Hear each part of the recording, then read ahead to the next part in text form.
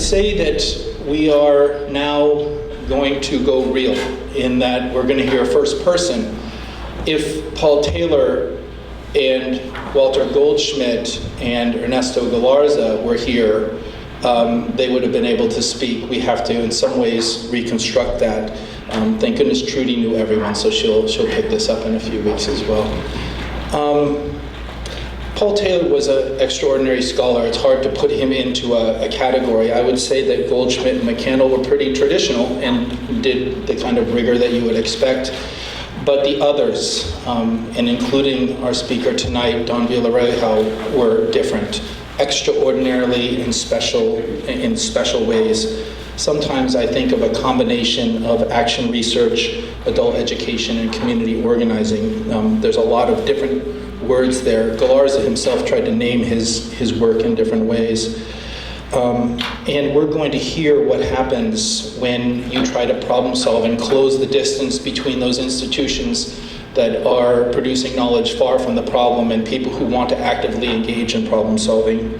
So people like Isao Fujimoto and Don Villarejo brought the knowledge production, brought the scholars, brought the students down into the valley to assist, to learn firsthand experientially. And so it's very compelling to hear their stories. I wish that we had a fire hearth here in about a half day for Don to be able to tell us everything that he has done. Many of us also are offshoots of Don's work. Sarah Ramirez here and many, many others. And in March of the coming year, California Institute for Rural Studies, Gail Wadsworth is here. She's the executive director, by the way, of CRS today. Will have its 40th anniversary. So quickly, Don Villarejo. As it being raised with a single mom that's a community organizer and labor organizer, being a student activist in the era of SNCC and CORE and the civil rights movement, getting a PhD in physics, going to UCLA and getting into a tremendous amount of trouble, gave them headaches that you can't imagine, organizing students as a faculty member, helped as a faculty member, helped lead the student strike in 1970 at UCLA. There were so many things happening in those years. Perhaps he'll tell us a little bit about that. And then, most importantly, becoming, as I mentioned last week, the University of California never wanted to ask questions that were had a sociological or rural sociological nature. The California Institute for Rural Studies for 30, 40 years was the Rural Sociology Department of Davis and continues to do that very important work. Don knew that gap. He filled it. He studied everything from economics to sociology to public health. I'll let him go ahead and tell us now about his life and his experience. Let's welcome him.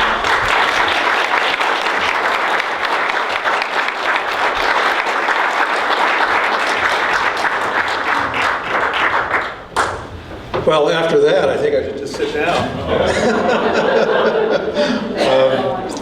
Well, first, I want to thank Don Friesen and the Reedley Peace Center for hosting tonight's event and the entire series of programs that you so cleverly put together. That is just a terrific thing. I also want to thank Dan O'Connell for his generosity in taking good care of me while I'm down here visiting Fresno again. It's really an honor to be among such wonderful people and all the great things you're doing, and I'm just really excited to hear about the student activism, about paying attention to Huron, where I've been many, many times, and I know how much it hurts the people who are living there. More than 25 years ago, the California Institute for Rural Studies published a statement of purpose. I want to read from it. We seek to build a society that is ecologically balanced, socially just, and economically sustainable. We believe that this can only be achieved through the expansion of political and economic democracy. Today, I will discuss my present understanding of the evolution of that idea, integrating social justice, environmental activism, and a vibrant economy, and where that came from and where I think it might go. Some of what I speak about will be quite personal, so I beg your indulgence. My first contact with the Central Valley of California happened in 1972 when I was teaching physics at UCLA. And I met a young woman who actually came from Reedley, California. What an interesting coincidence. She told me about an organization called National Land for People and what they were doing in fighting for small-scale farmers and farm workers and the kinds of things they were engaging in. I had no idea what she was talking about. But at that time, 1972, I was in my, ninth year of activism to try to end the US intervention in Indochina. And so I simply, because I was so focused on that work, I simply made a note in my diary of National Land for People, and I underlined it. In the spring of 1975, the American war in Indochina came to an end, and my wife and I moved to Davis, California with our children, where my wife had accepted a position as a professor of biological chemistry on the faculty at UC Davis. I had left UCLA behind, and I'd also left my career in physics behind.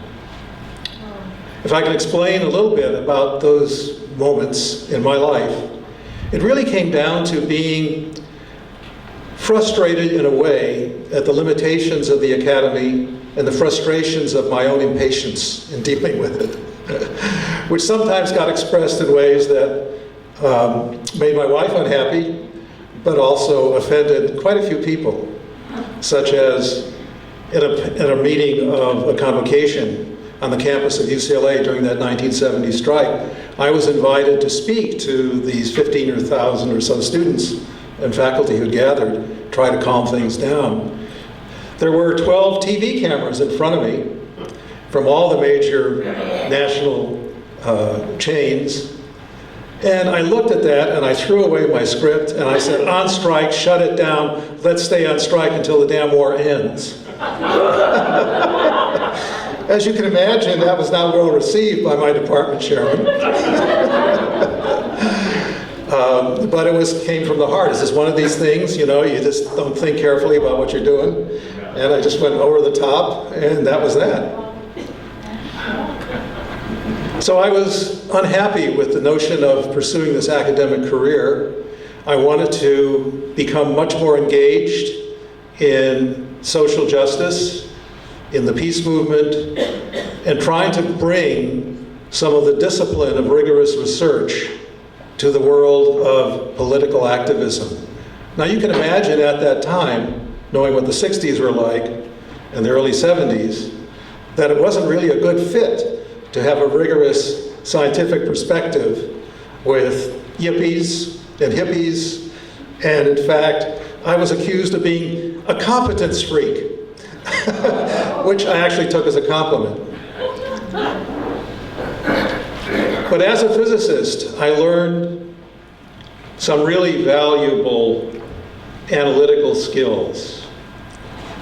Scientific reasoning, hypothesis testing, using rigorous methods of statistics, for example, to apply to political ideas and social movements. Those things I never wanted to give up, and I wanted to bring that to the movement of the time. But having left physics behind, and with my wife as the primary breadwinner and me taking care of the kids in the household, I had an enormous gift given to me, a clean slate. What could I do in the future that would be relevant and useful? And how would I go about figuring it out?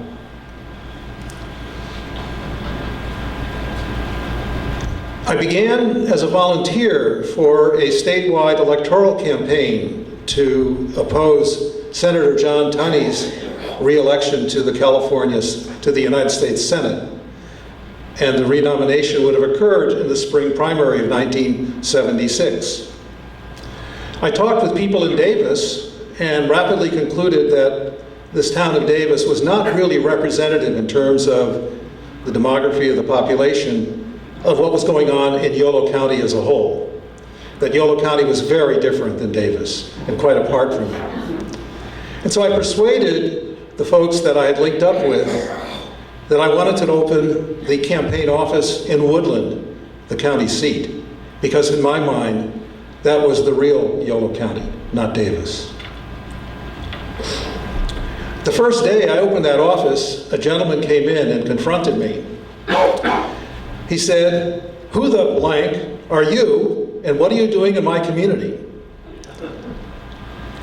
And I responded who I was and the campaign I was working on, and that my campaign, our campaign, was fundamentally different than any other electoral campaign he had ever seen. Why? Because we wanted to work and win on local issues before the election. What a concept. He was intrigued enough to invite me to a meeting the following night of local folks in Woodland who were working on an issue. And so I went. The gentleman who had confronted me was Ricardo Gonzalez. He was the leader of the Mexican-American Concilio of Yolo County. All we had in common was my Cuban grandmother, who was Isabel Gonzalez. So we were of the same tribe. But at that meeting, I met Howard Beeman Jr., some of you know his name, an organic rice farmer and a very dedicated environmentalist. I met El Trejo, who was another leader of the Concilio. I met the leader of the County Employees Association, and I felt really good about being with them. Our campaign waged a grassroots, door-to-door effort in Woodland, Broderick, Bright, and West Sacramento. There was a town I didn't have on that list, wasn't there? We had with us a petition that we asked people to sign, demanding that the County Board of Supervisors meet again and rescind their earlier vote to close the Yolo General Hospital. That public hospital was an extraordinary place. Emergency care, all the way to long-term care, never an issue of discrimination, a really valuable asset to the community, but they had voted to close it. The petition drive was quite successful. We had mounds of petitions that we presented to the Board of Supervisors at a meeting that was held at the Yolo County Fairgrounds in Agricultural Hall, where because of our effort and the interest in the community, 500 residents packed the place, and every one of them stood up and demanded that the hospital be kept open. We even brought in the media. We had television, we did picketing, we did all kinds of stuff to make clear that this was serious business. Looking at that, the County Board of Supervisors voted 5-0 to rescind their earlier decision and to keep Yolo General open. Later, in the election that was finally held in the spring, our campaign lost, but we won something very important. All of the folks who were engaged in our campaign decided to continue as a local, politically active organization seeking to get decent people in county government, in city government, and have a long-term effect. That organization eventually affiliated with the statewide Campaign for Economic Democracy and elected quite a few people, countywide and in cities, and we did precinct walking all over the state. I've walked precincts in Butte County, I've walked precincts in Bakersfield and Delano, I've walked precincts in San Diego, I've walked every precinct in Yolo County, so we put in a lot of shoe leather, and we won a lot of victories.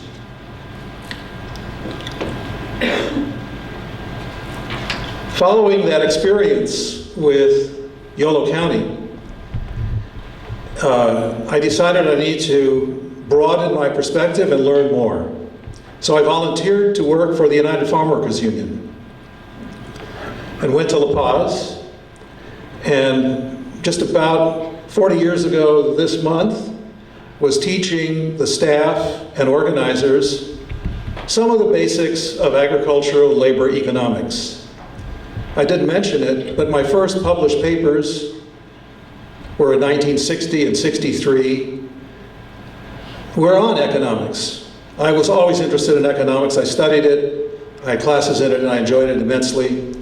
And so I knew enough about economics to pick up at least the rudiments of agricultural economics, and I knew labor economics pretty well. So I was teaching them about that. And the sad thing for me in that experience was learning that they really weren't very interested in economics. In fact, when I said to Cesar, you don't have a research department, you need one. You got to keep up with the current things that are happening in this world of agriculture, and you better have a good economist. And he replied, well, we don't have a research department and we don't want one. At that moment, I knew that there was a need for a serious, ongoing organization that documented what was going on in California agriculture and that developed policy research that could inform the discourse that was needed to address land tenure, pesticide use, water use. You name the issue, we wanted to take it on.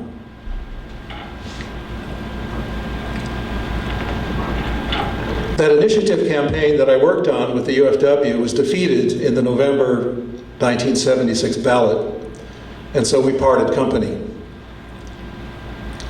During the spring of 1977, I began conversations with some of the people that I'd met through the UFW, through the work in Woodland, students at UC Davis, and others.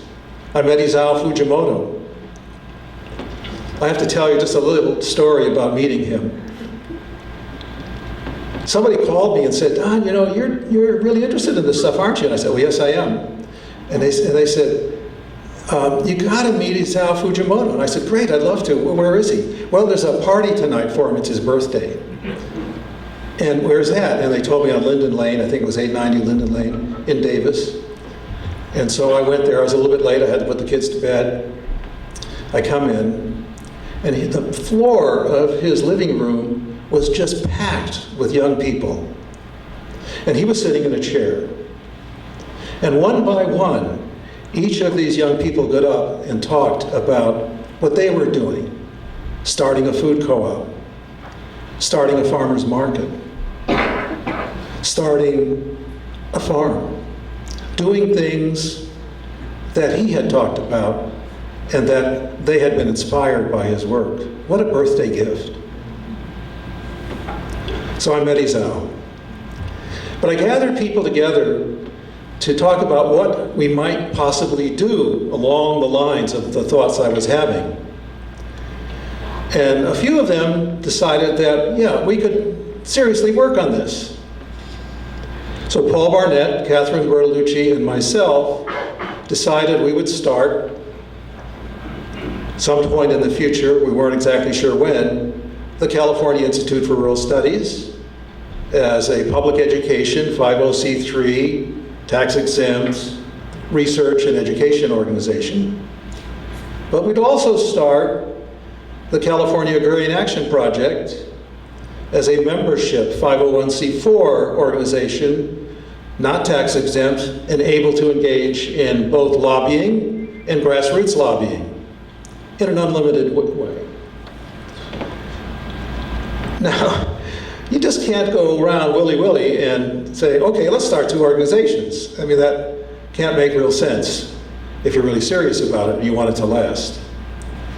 So what we did was to spend the next several months traveling around California, talking to knowledgeable people that we had known of, to ask their advice about whether what we were doing really had a good social purpose and was worth the effort and the money that would have to be raised.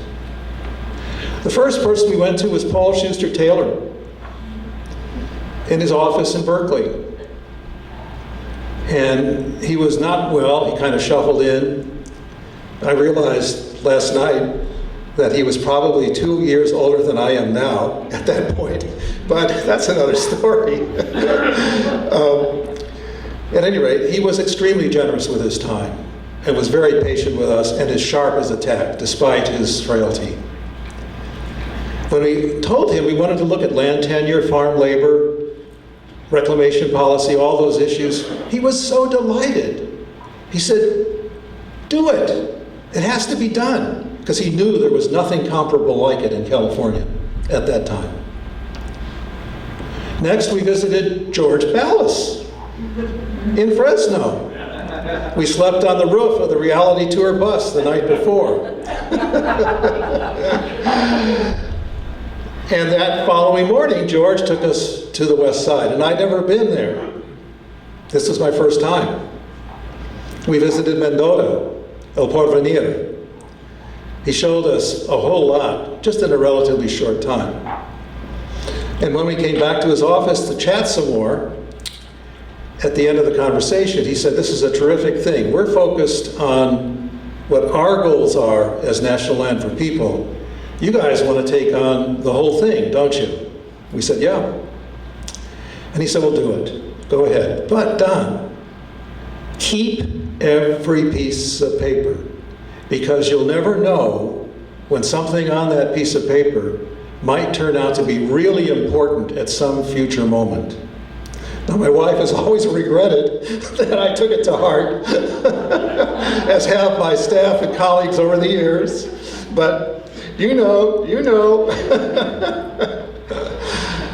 So I made a note in my diary that we needed to have a serious research library at the institutions we were thinking about building. We also met with Ralph Abascal, the intellectual leader of California Rural Legal Assistance. We met with a number of environmental activists.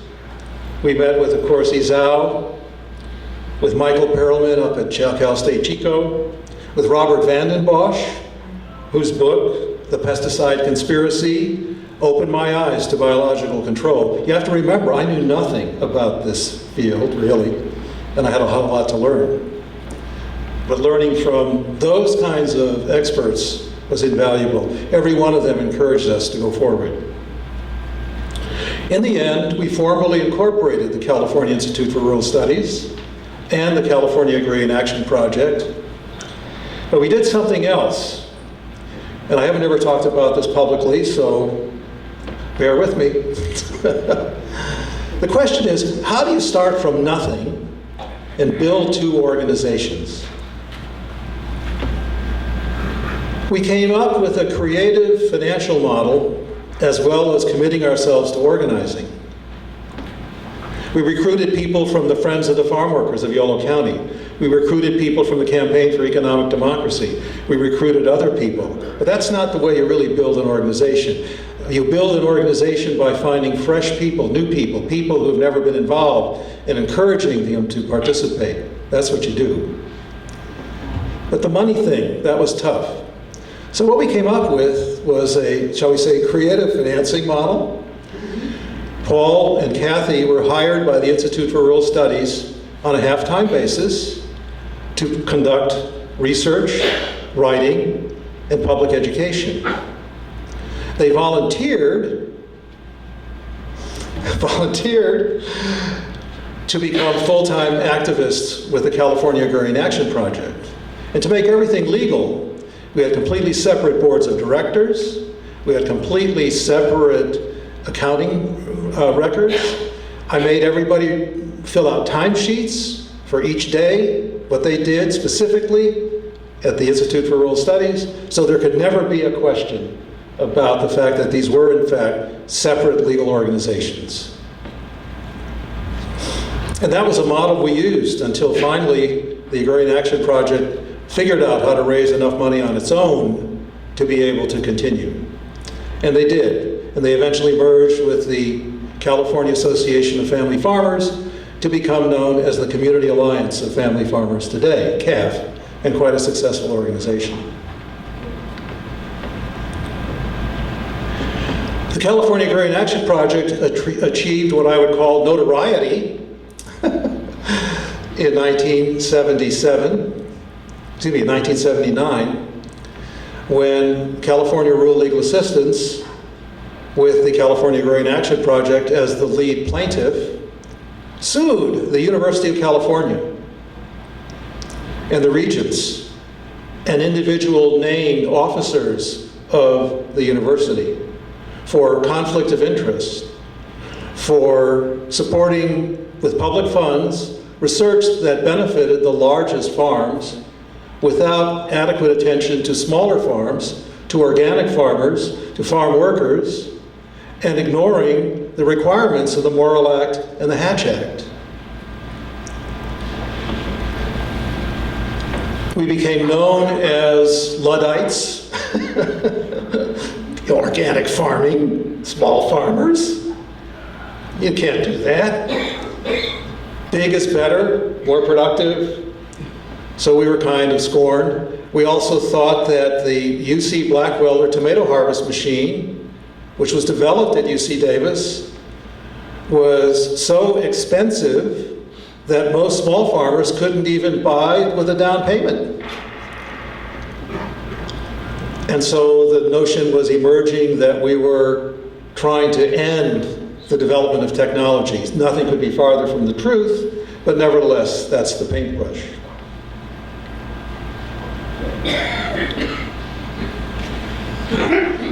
We won the case in Alameda County Superior Court.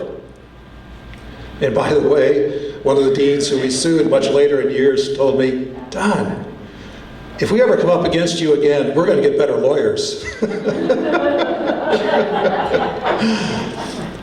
We also won in the District Court of Appeals. But then 10 years later, the case was thrown out by the Reagan appointees of the California State Supreme Court.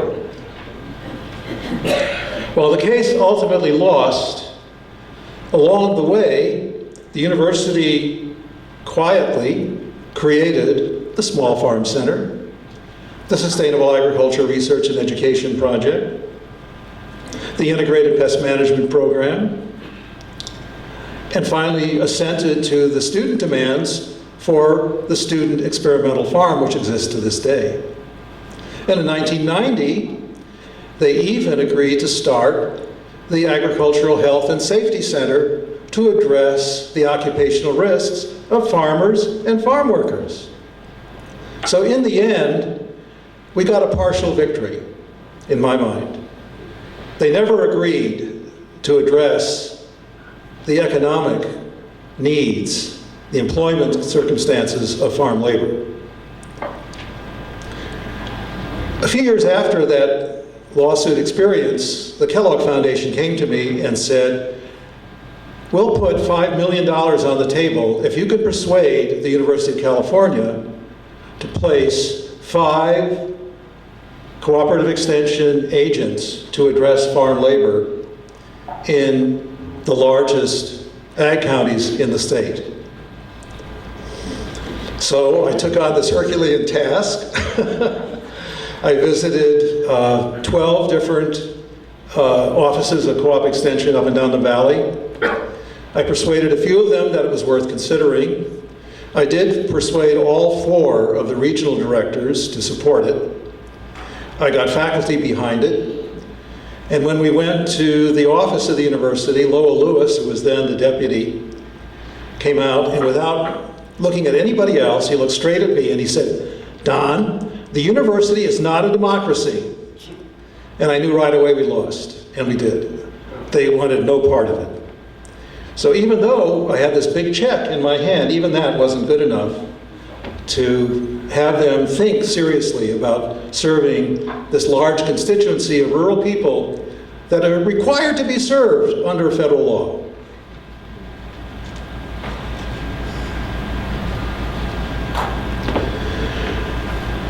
Our whole organization really transformed when Elizabeth Martin walked through the door one day. I think it was late 78 or early 79. Izzy Martin, some of you know, and is that Cindy Hoops? Yes. Oh, hello. Izzy had been working in Washington, D.C. for an environmental organization, and had been lobbying Congress, had been doing all the things that DC-based organizations do. And after a year of doing that, she felt very discouraged. And she quit. And she came into my office and she said, I want to work for you and I want to learn how to organize. And her view was that unless there was serious, ongoing, grassroots, local organizing, putting pressure on elected members, we would never make the kind of progress that was needed. And so I said, Izzy, this is wonderful. How about you go to Fresno and build an organization? And she said, sure. And she did. And some of the folks she met there are here tonight. Ed and Cindy and Mas and others. So Izzy set about her work and eventually found Joyce Johnston in Bakersfield, a leading advocate and community activist. Joyce then joined the Institute for Rural Studies staff along with Izzy, doing research and public education on a half-time basis, but then with all of the rest of their hours, organizing and doing advocacy. Izzy also participated in the first ecological farming conference in California. I believe it was in 1979 at La Honda, 1980 in La Honda, the YMCA building there, and began as an active participant in the Committee for Sustainable Agriculture that was sponsoring and organizing the event. She came back and she said, you know, Committee for Sustainable Agriculture, CSA, they decided that they wanted to make the conference much bigger, go to another venue, and they want CRS to handle all the logistics, the money, and registration, and so forth. And I said, great, we'll do it. Little did I know what I was getting into.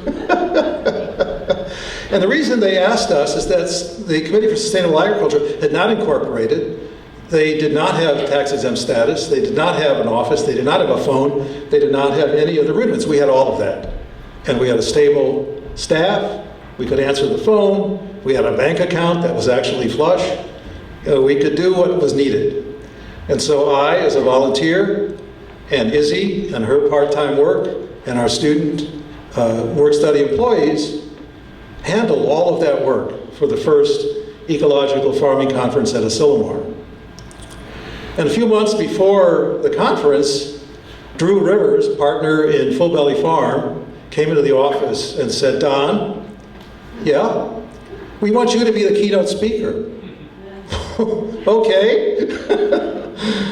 Well, we'll talk later about my experience in ag, but nevertheless, I thought that was a little bit of a stretch.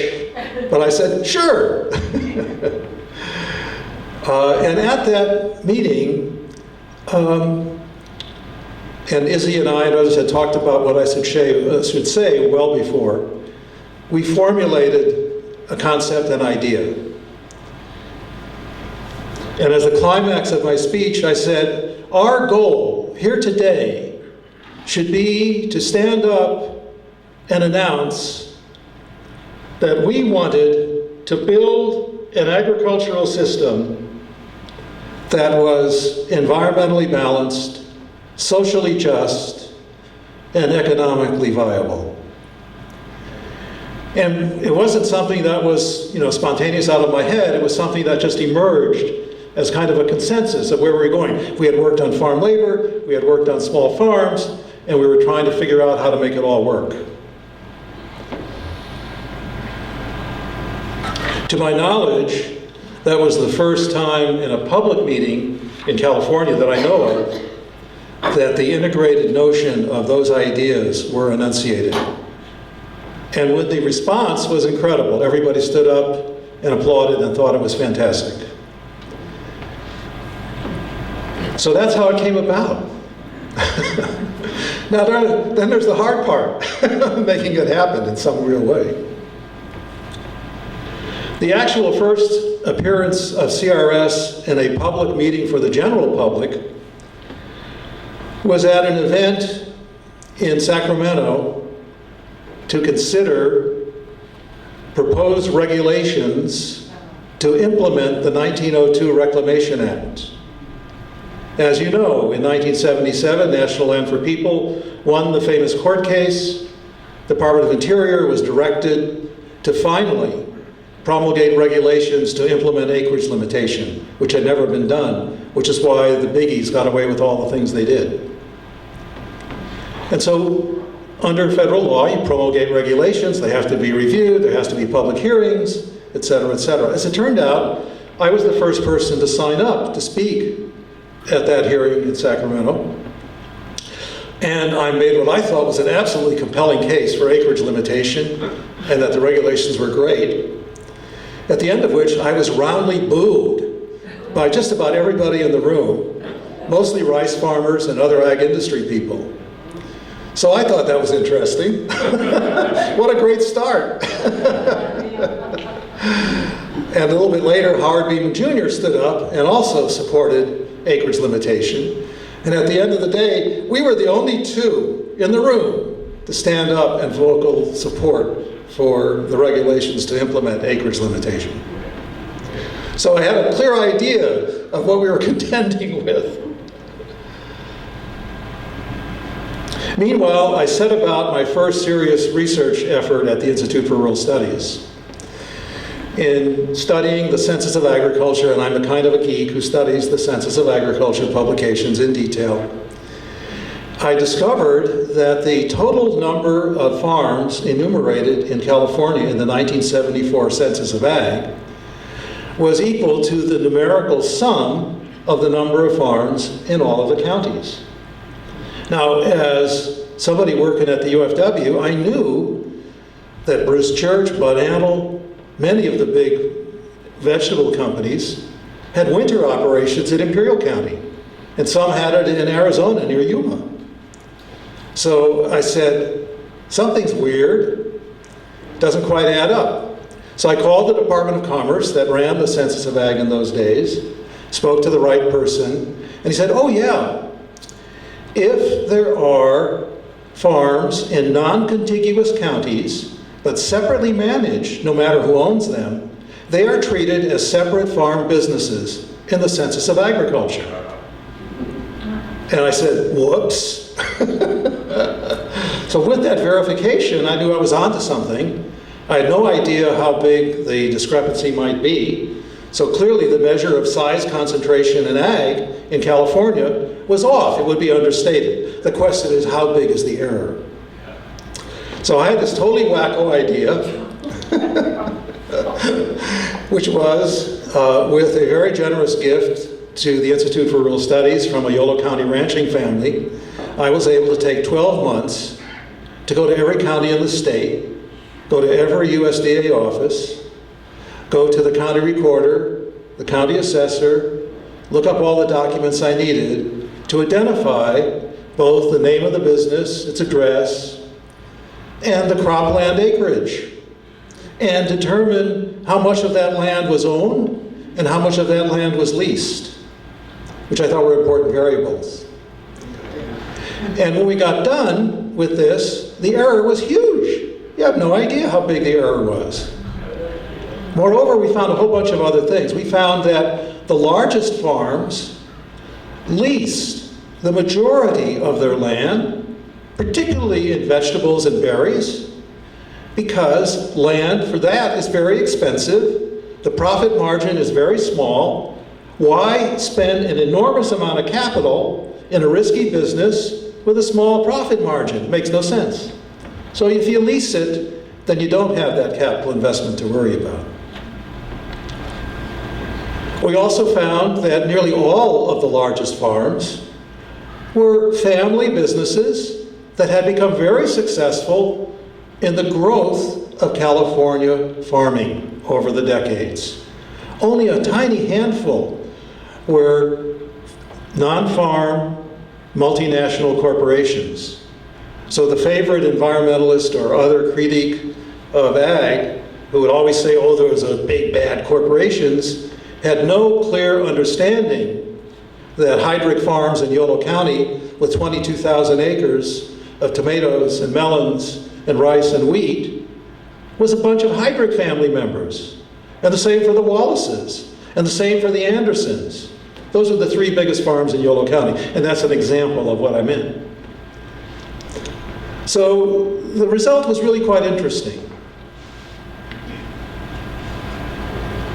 We published this report under the title Getting Bigger, Large-Scale Farming in California, and a 1978 directory of California's 200 largest farms, which was very popular because many of the farms wanted to know, hey, where do I rank? We even called up one of the gallows and said, did we get this right? And he said, oh no, you missed a whole bunch of acres. I said, could you give me a detailed listing? Which he did. Woo. Wow.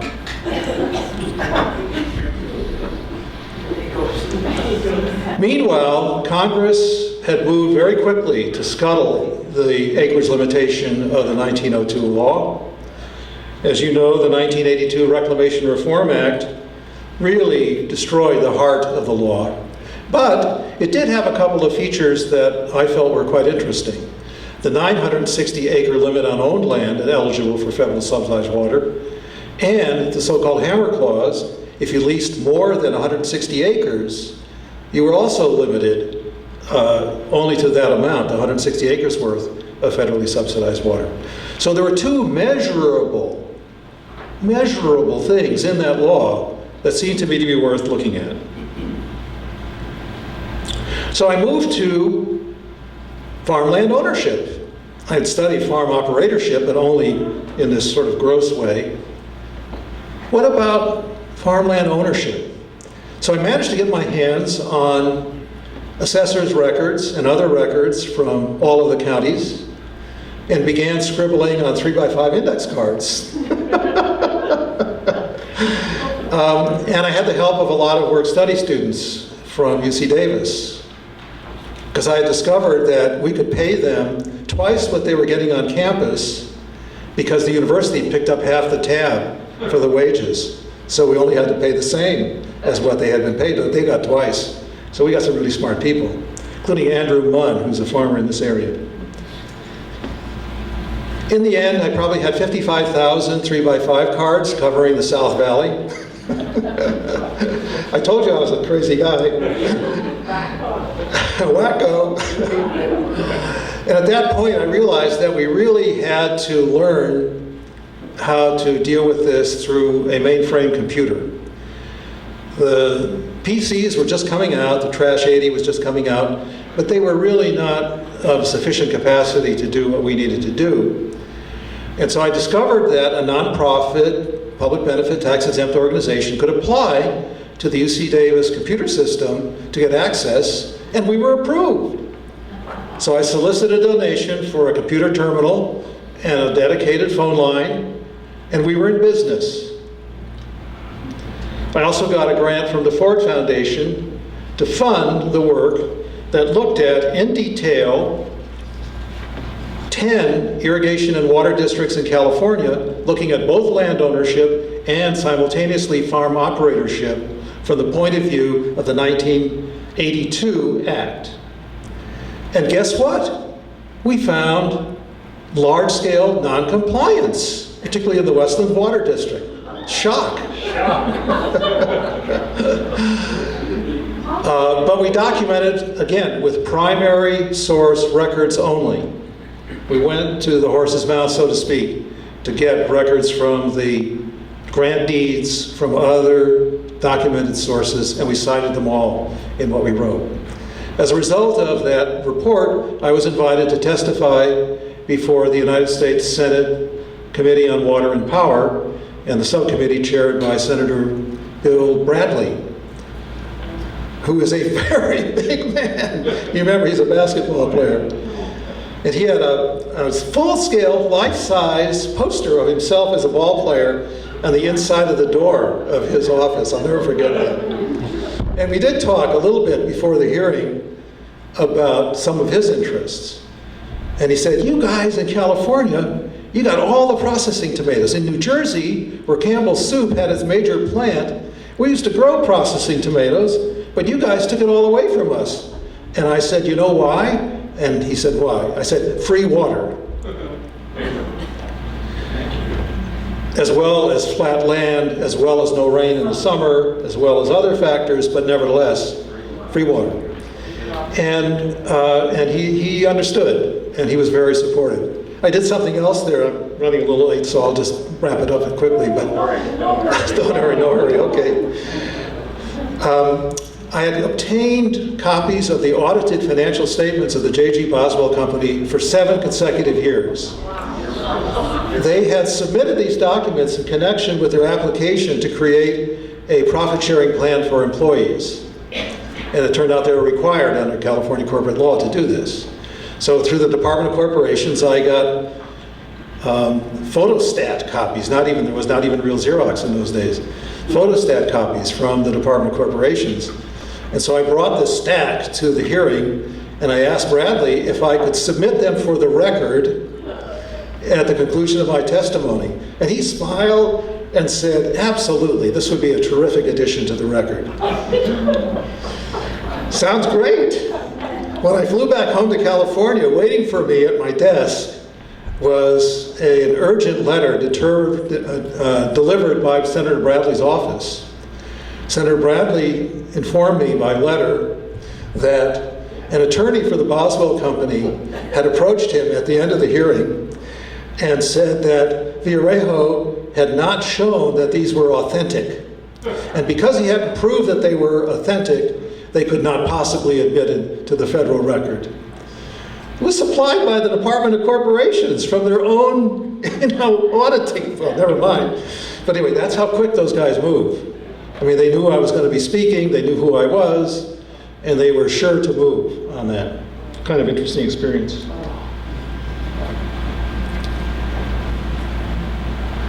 The report I wrote was called, How Much is Enough? Federal Water Subsidies and Agriculture in California's Central Valley. Some years later, with additional support for the Ford Foundation, we looked again at what was going on in Westlands in particular and discovered that some of the large farms that we had previously identified had been subdivided into 960-acre owned pieces, identified as, quote, farms. One idiot even called them Farm A, Farm B, Farm C. Not very creative. But then when we went to the USDA records, where they had registered for the program support for cotton or whatever, it was all under the original farm name, same parcels, we could match the land exactly, and they had created a farm management company to, quote, manage all the farms that had been subdivided in that way.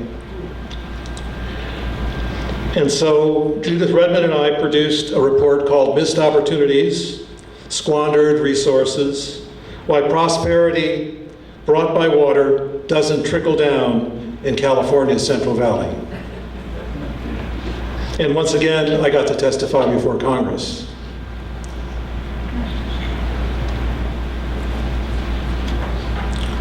I have to now change thoughts for a little bit and answer the question, what's my personal relationship to agriculture? Not very much, as it turns out. But when I was 7 years old, as a foster child, I was sent to live on a dairy farm in southern Minnesota. They had probably about 12.5 milk cows. They had enough pasture and land to grow forage, as well as for the winter, to make it. But they didn't have electricity, they didn't have running water, they did not have indoor plumbing. So this was all new to me, but I was glad to be there. They were kind people. They were good to me. I learned some valuable life lessons there about self-reliance, about caring for land, caring for productive animals. I learned that everybody had to work together for the good of the farm. But I also learned something else that I hadn't expected. When it came time to chop up the silage and blow it into the silo with a big fan attached to the PTO off the tractor through tubing of, I guess, some kind of cotton or whatever, the farmer put me into the silo with a pitchfork with instructions that as it came down, I was to move it to the side as quickly as I could so it wouldn't build up. And I couldn't keep up. I was 7 years old. I'd never done this. I had no idea what I was doing.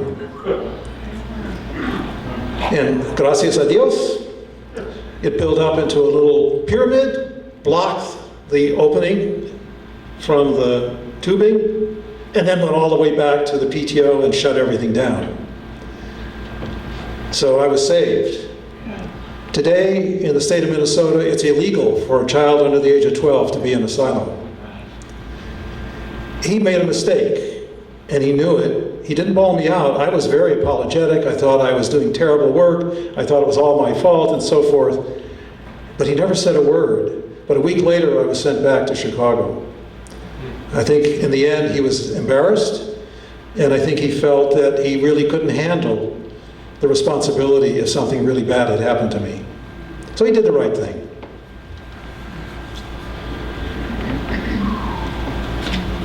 Later, as a teenager, I picked fruit and vegetables on my great-grandmother's farm near Rockford, Illinois. I also picked fruit at other places as well. And then, much, much later, while doing a study in Mendota, a family there invited me to stay with them at a farm labor camp, the Wolfson's labor camp on South San Diego, that's since gone. I went back to find it recently. And they were very generous and very kind and helped me get access to people in town. What I was trying to study was the impact of the 76 to 82 drought at the community level. I mean, farmers couldn't plant, or as much as they needed to. Farm workers didn't have enough work. But shops in town didn't have enough business. Services didn't have customers. And so what is the real economic impact of cutting back on water, on drought? Really important to understand, I think. And so I was trying to measure that. And so I got access to a lot of interviews because of them. I've always said in talking about farm workers that farm workers come in three types. Self-employed farm workers, who are called ranchers and farmers. Unpaid family workers, who are farm workers. And hired farm workers. And much of what I talked about in my later career was primarily on hired farm workers. But I'm always careful to make that distinction. It's a really important one.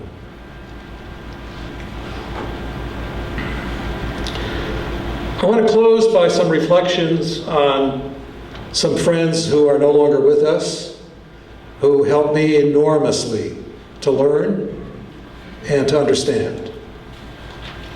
First, Mac Warner. Mac, in his long and varied career, came to Stockton and started a farm as an employee of the American Friends Service Committee. He also started the Rural Economic Alternatives Project and built an organization that put together the first and largest successful farmers market in Stockton, California. He also organized a farmers marketing cooperative to bring together loads from a number of different farmers to compete in restaurants and in the larger trade. He was also a very kind and generous person. I served on his committee. They didn't have boards with fancy names and the Quakers.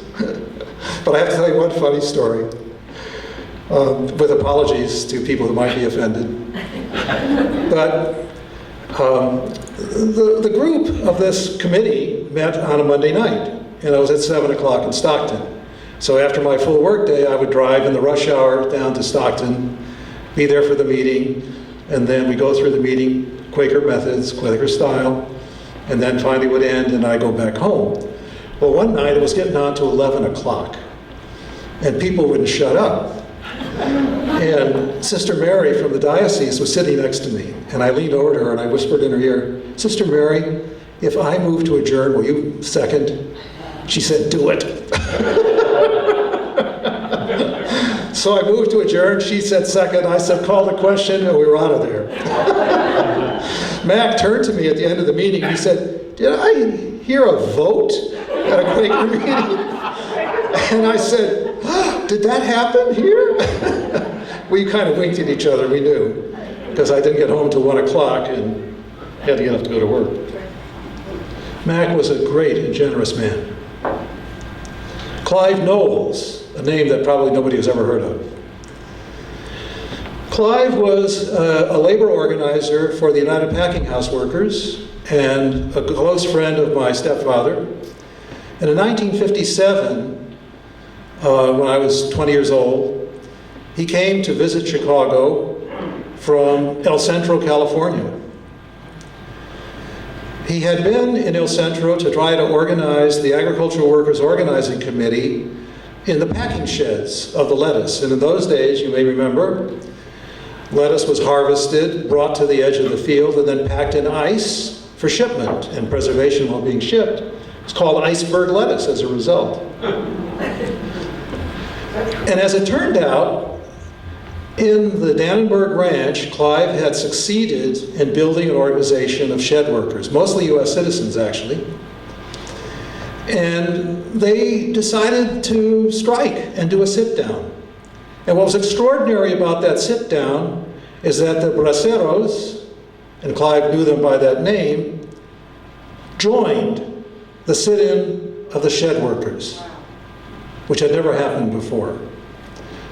And when my stepfather passed away many years later, I found this 8x10 photo of Clive being led away by 2 Imperial County sheriffs from what looked to me like an all-Hispanic group of workers sitting. Clive really was an interesting man, and he told me a lot of stories. I won't go into them now, but really quite an unusual person. That was my first real contact with farm labor, was through Clive relating his experience in the Imperial Valley. Last name I want to mention is Charlie Moore. Charlie Moore was the senior USDA agricultural economist assigned to the experiment station at Davis. Very highly respected, wrote on water policy. When I spoke to him about the 160-acre limit, he pulled out a definitive study that had been done on the size distribution of farms and the efficiency, the number of workers. He had it all there. It was amazing stuff. After he retired, he was kind of at loose ends in a way, and I had done some work with the Teamsters Local 890 out of the '89 lettuce strike. And what had happened is that the Dole Company, for whom the Teamsters were working, doing harvesting, packing, and shipping with their partner farms, Dole, in the face of a strike by their workers, terminated all the joint deal contracts. So the growers were on their own. And they brought in labor contractors and figured out how to try to harvest and get that to market rather than lose everything on that crop. Teamsters, being Teamsters, did what they normally do. They made a hell of a racket. They cut some tires, they broke some windows. That's what Teamsters do. I don't approve of any of that, but nevertheless, that's what they do. And I was asked to figure out how to help them in litigation brought by the growers, who pointed out that because Dole was such a big piece of the market during the strike, the wholesale price had tripled. And the growers argued, had they been able to harvest, they would have gotten that higher price. And the Teamsters robbed them of that money by striking. Now, apart from the fact that it's circular reasoning, that is, had the stuff actually been hired, the price wouldn't have been that high, but that's aside. The Teamsters needed some professional expertise to defend themselves against a $13 million judgment. And so I was hired to be the consultant to help figure it out. And I went to Charlie and I explained what was going on. And I said, Charlie, this is fundamental economics. If you were an expert witness, you would do a great job. And Charlie said, you know, I'm an old man, I'm retired, I don't have much to do. I'll do it. And so in the trial in Judd Ware's chambers in San Jose, Charlie Moore and I were the experts for the union, and Charlie explained with a rubber band about elasticity, all of that, as he had done many times in classes, and the judge bought it. He thought we were great. The judgment was set aside except for $500,000, which was for the damages that were caused by the misconduct of the Teamsters workers. 3 wonderful people who I miss dearly. So in answer to the question I posed, which you're all waiting for, right? At the outset, the title of my talk, I refer first to my friend Paul Mueller of Full Belly Farm, who when he and I discussed it, he said, "Don, you have to understand that I can only be good in one way at a time." Which I thought was a great answer. A great answer. In other words, it's a complicated question, not easy. But we know that without the income produced by farmers, there wouldn't be wages for workers, right? Without people doing a responsible job for their workers themselves and the environment, we wouldn't have clean food. So it's a complicated question. One of the things I did tell the United Farm Workers when I worked for them 40 years ago was that I didn't think there was enough money at the farm level to pay a living wage, to put money into a pension that was decent, to pay for health insurance for their workers and their family members, to maintain the quality of housing that was required by law for their workers, and to meet all the regulations and requirements they were faced with. I could show them the math. It was easy. Just had to do the math. There wasn't enough money there. So for me, one of the big questions is, if we want to do those things that are right, are there places we can think about that can help solve this money problem? And there is one organization in the United States that has tried to find an answer to that question, and I think they're doing a very interesting experiment. They're called the Coalition of Immokalee Workers. They're in Immokalee, Florida. And I first encountered them about, I guess, 14 years ago when I was speaking at a meeting in Tucson. And I walked by this Taco Bell, and here were a bunch of people just like me, fanatics, walking around with picket signs in front of the Taco Bell demanding a penny more per pound of tomatoes to be paid directly to the workers.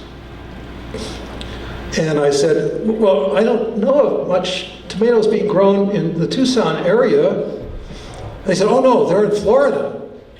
And I said, in Florida? And you're out here marching for them? How often do you do this? Oh, we come every Saturday. How long have you been doing it? We've been doing it for about 6 months. When are you going to stop? When they win. Blew me away. And I walked away and I said, you know, they're going to win if they can motivate people like that to that level of commitment. And they did win. They got Taco Bell, they got McDonald's, they got about a dozen large companies, Walmart, big supermarkets, to sign on. And there's a documentation available online if you want to learn more about it. The average increase of tomato pickers has been about 17% in their daily wages. And it comes out of the pockets of consumers. So they figured out a way to attack this problem that I think is quite creative and quite interesting. They're now in Georgia, they're in Virginia, they're in Tennessee. We've talked with them.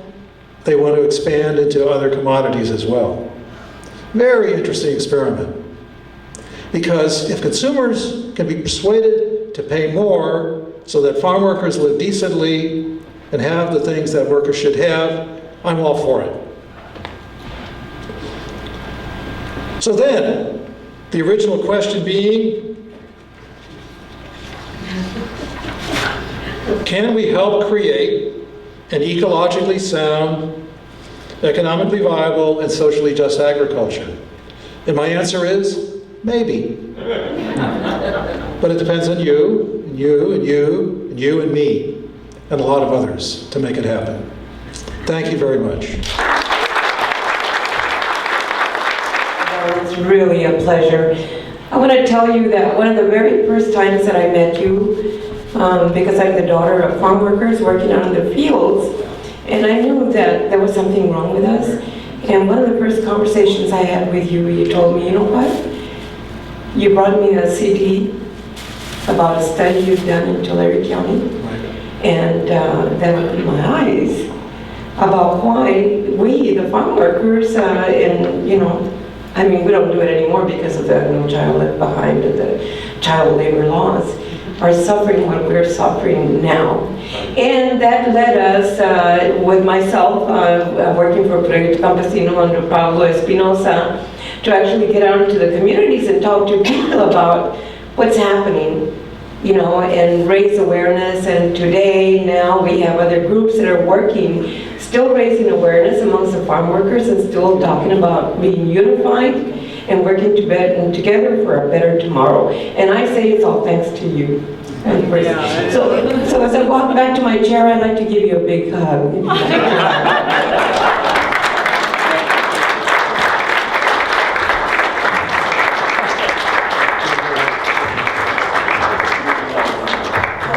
One of the most beautiful things about being with Don is watching him interact with other people. And I think that just showed through your whole talk. It didn't, somebody walks into your office and says, you know, we need you to do this, and you say, sure. The spirit of what you've contributed that way, how you build an organization, I heard everybody going, ooh and ah. You just taught us a huge amount. And so really thank you for coming down. Well, thank you. Thank you, Trudy, for all your work. Thank you for being here.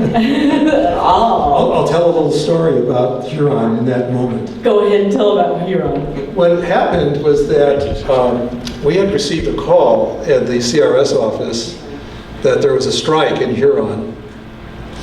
And I had no idea what it was about. I'd been to Huron before. I knew what was going on in terms of the area. It was a strike against the Dole Company. And I knew where their packing operation was, where the big lot was, where people parked their vehicles and sometimes slept overnight, and out by the railroad tracks. And so I said, Trudy, you're a photographer? Let's go to Huron and see what's going on.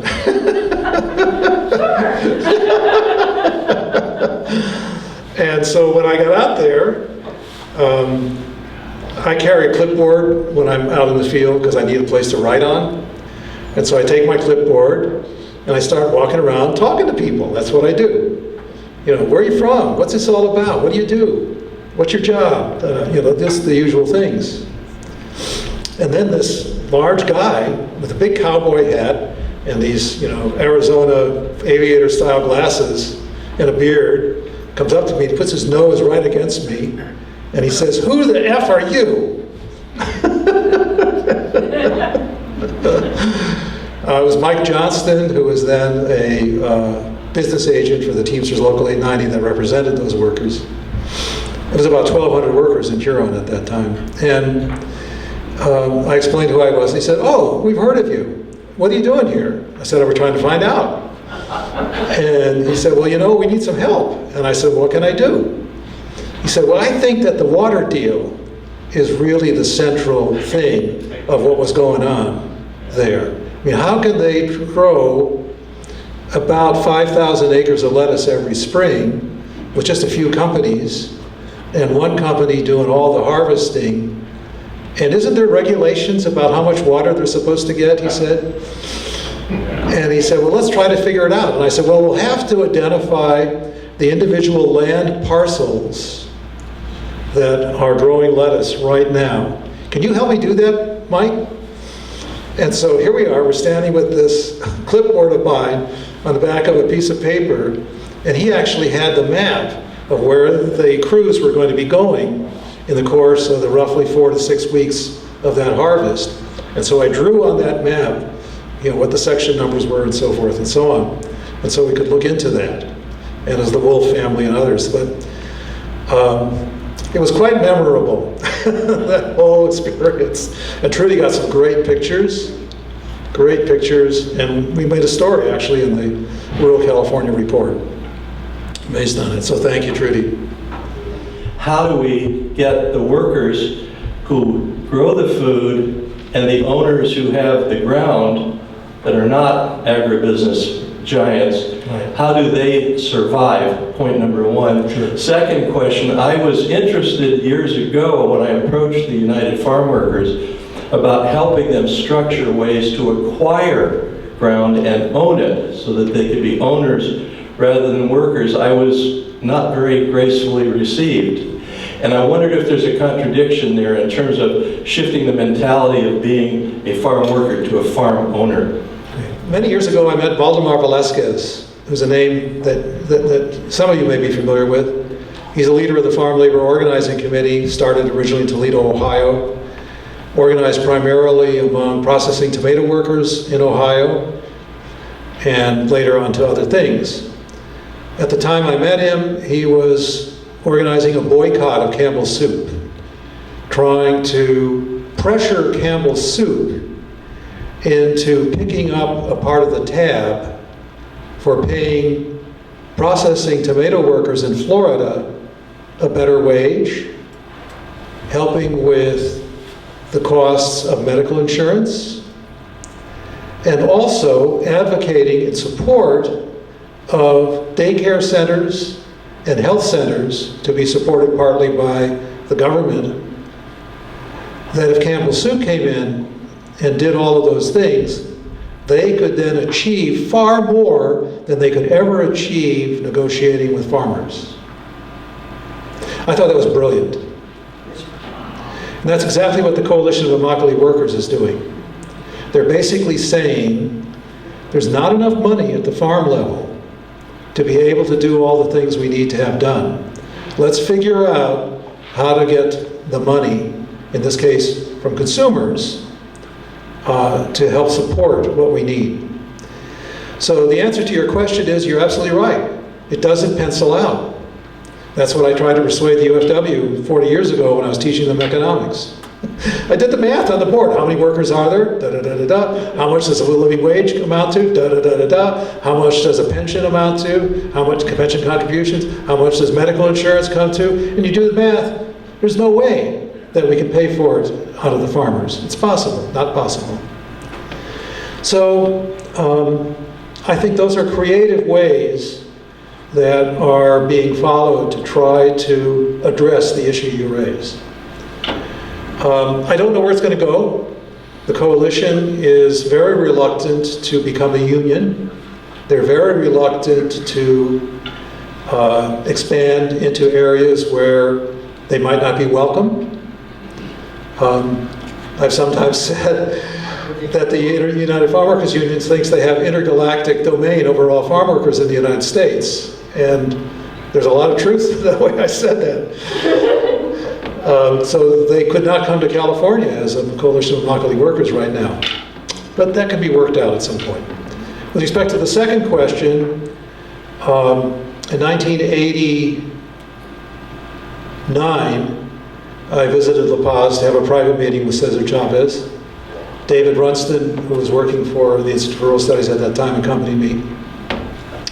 And we talked about a lot of things, including some of the work we were doing, his interest in it. He was always very encouraging to me, at least at that point. And Dave asked him, you know, there were 11 strawberry farm worker co-ops in the Central Coast during the 70s and early 80s. Cesar, how come they all failed? What's your opinion? And Cesar thought about it for a minute, and he turned to us and he said, nobody wants their children to grow up doing stoop labor. He said, if we're going to have farms, we want to have equipment just like the farmers have. I thought it was very instructive. He knew deep down that hired farm work was not going to be a career that was passed down from father to son to daughter. He knew that. And that's what we always found when we interviewed workers. Trudy may remember, we had a celebration for Don Celedonio Perez in Stockton, one of the leaders of the farm workers who come from Jaripo, Michoacan, and been coming, in his case, for 70 years. So we had a celebration of his career in life. And one of his proudest moments in that ceremony was when he introduced his grandson, who had just graduated from Cal State Stanislaus with a degree in computer science.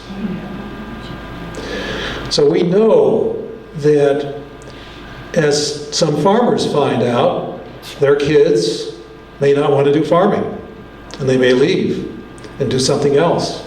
It's hard work. It's it's not something that you're going to get paid a whole lot of money for, as you can these days in something like computer science.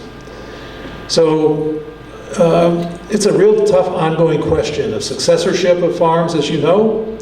It's a tough ongoing question of passing down skills and knowledge. But Cesar knew that they did not want to get into the business of farming, because he knew it wouldn't work for the reasons that I described.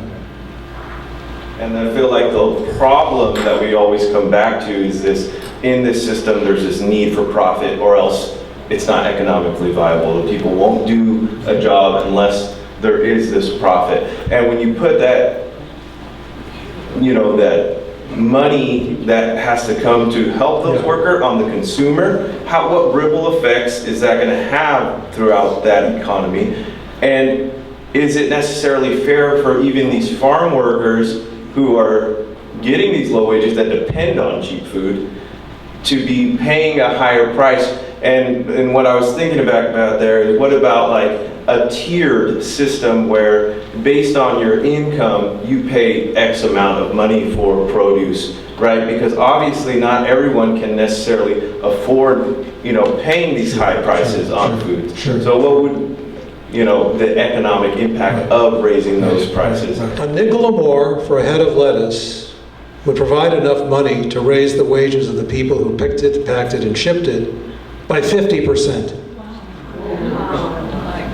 Say that again, please. A nickel or more on a head of lettuce is enough money, if it was paid by everybody, to give a 50% increase in wages to the people who harvested, packed, and shipped it. So what we're talking about at the consumer level is a relatively small amount of money. A penny a pound is a half a cent on a hamburger, because that's what about the amount of sliced tomatoes that goes on it, half of a pound, or less. It's a half a cent on the price, if you will, of the hamburger. I don't know what McDonald's or others are charging these days, but it's pretty small. One of the tough issues that most people don't grasp is how much of the money is made after the farm. Here's some math. Every year, wine grapes harvested and processed in California bring to the farm, at least last year, 2015, about $2 billion. In the United States, the wine industry generates, according to the Wine Institute, $126 billion. $2 billion to the farmer, $126 billion, or $124 billion after it leaves the farm. I think most farmers in this room know that. And so the question is, are consumers sufficiently motivated and interested to think about this in a way that they're willing to pay the extra half penny for the hamburger or the extra nickel? And how much does that affect people? Yes, low-income people will be affected, but that can be influenced through social transfers, basically, transfer payments. And it should be. It's not being done properly now, but it could be. Let's put it that way. One of the reasons I supported the increase in the minimum wage is that it did have a little known clause that for businesses of a certain size and smaller, there would be a latitude that would be at the discretion of the governor.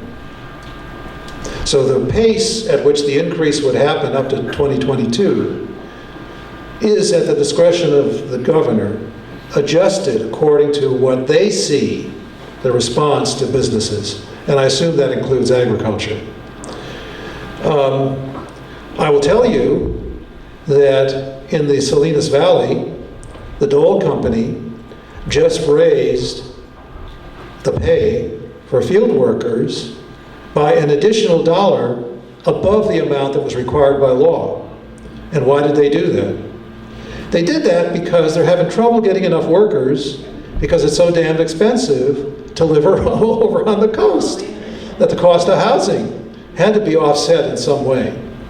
And actually, the study we did of the fresh tomato industry back in the early 90s, we found a similar thing where Meyer tomato in the Salinas area was paying a higher wage than was being paid over in the Central Valley by Meyer tomato because of the cost of living being higher over there.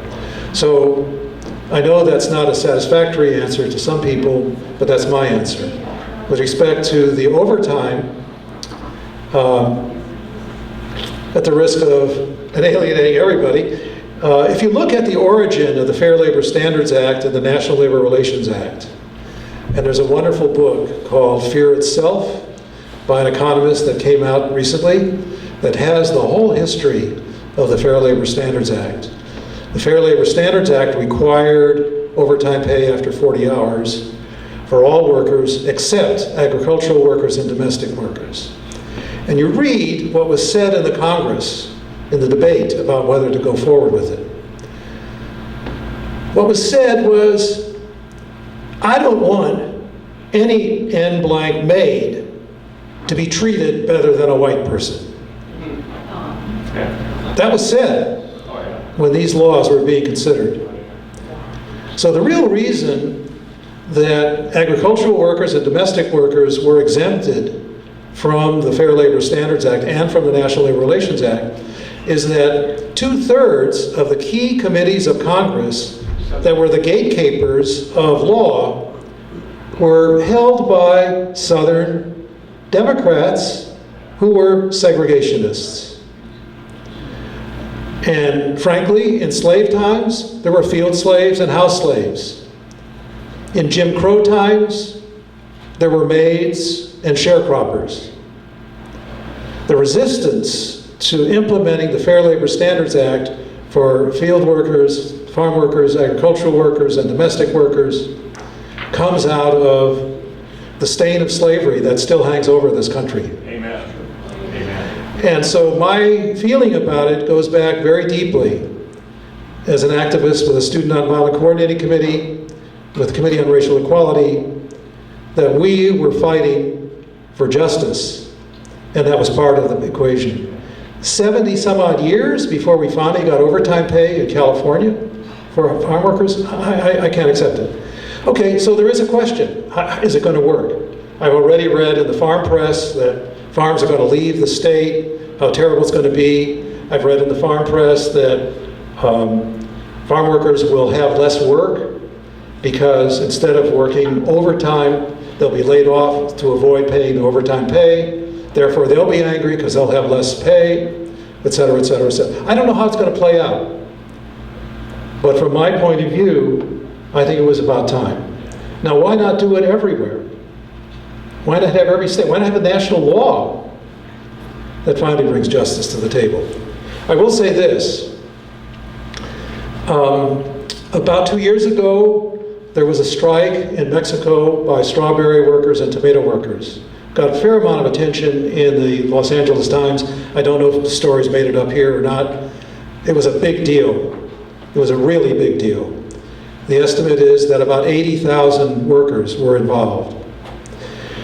The main company that they were targeting is an affiliate of the Driscoll Strawberry business. And so they organized a boycott. But they're in Mexico. They speak Spanish. How is that going to work up where strawberries are sold? Well, they did contact organizations. They did get a petition drive going. There were letters to the editor. There were other things in the press. Eventually, the editorial board of the Los Angeles Times, after all these stories ran, decided to ask some people to comment about it. They were kind enough to ask me to write about it for an editorial in the LA Times. And what I wrote was that those workers were being mistreated in my view. They weren't being paid adequately. There was all kinds of misconduct. There was abuse of women, other things going on that are just unacceptable. And I said, these are things that we shouldn't allow to happen. And we have a way to deal with it. So I urged that everybody go to their produce department and express how they feel about the Driscoll Company. And it made it into the LA Times. Part of what I've always advocated is that if we're going to have so much of the produce from outside the United States marketed in this country, then the same labor standard should apply everywhere, period. Let's have a level playing field. And so I support the unions in Mexico that are fighting for that for those reasons. I also support the workers up at Sakuma Farms in the state of Washington. The state of Washington doesn't have an Agricultural Labor Relations Act. They're mostly Trique-speaking folk. A wonderful book called Fresh Fruit, Broken Bodies by Seth Holmes talks about that farm without naming it. Those workers have been struggling for several years to try to get what they feel is some kind of decent treatment, decent housing, fair wages. Well, a group of folks like you in Portland got a petition together. They got 20,000 people in Portland to sign it and sent it as a letter to Miles Ryder, the chairman of Driscoll, saying the workers want to have a secret ballot election to determine whether their organization, Familias Unidas para la Justicia, should have the right to bargain with the company. Driscoll wrote back saying that he believed in freedom of association as guaranteed in the U.S. Constitution. He didn't say anything one way or the other about the organization or about the company. Sakuma is marketing their strawberries through Driscoll and has been for a number of years. 3 weeks ago, under the aegis of a state judge, remember, no agricultural labor relations law in the state of Washington, supervised a secret ballot election at Sakuma Ranch. The workers voted overwhelmingly to have their organization represent them in collective bargaining discussions with the company. That's the first time in the state of Washington that we see this kind of initiative coming from workers. It's the first time in the state of Washington that an organization led by indigenous people from southern Mexico have been able to accomplish this. So I think Driscoll is going to be paying attention. On the 15th, I guess that's a week from tomorrow, in Aromas, California, the unions in Mexico, the group in the state of Washington, have called for a picketing demonstration at the Driscoll's offices and plant in Aromas. There'll be people showing up.